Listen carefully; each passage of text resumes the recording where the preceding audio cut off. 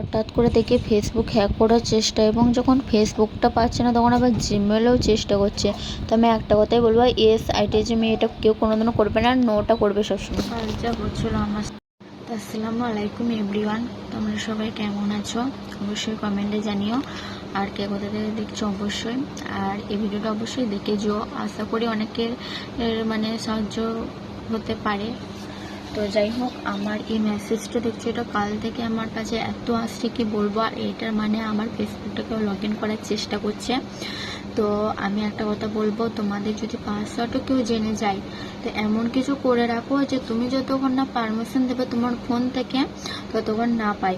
তো দেখো, পাসওয়ার্ড মানে আন্দাজ করে আর করে তো সবাই বসিয়ে নিতেই পারে, তাই না?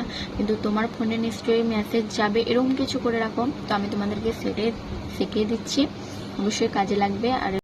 আর এই ভিডিওটা অবশ্যই সম্পূর্ণ দেখো, আমি জানি অনেকেরই কাজে লাগবে। তো এখানে সেটিং অ্যান্ড প্রাইভেসিতে যাওয়ার পর পার্সোনাল ডিটেলসে টাচ করে নেব।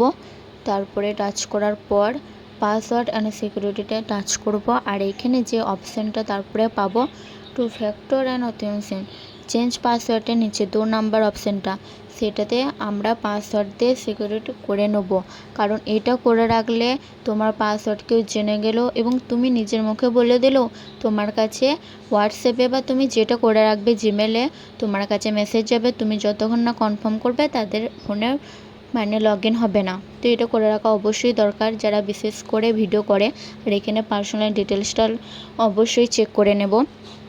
তো দেখো, এটা আমার মনে হয় যে অনেকেরই দরকার পড়বে। তো ভিডিওটা ভালো লাগলে অবশ্যই লাইক করো।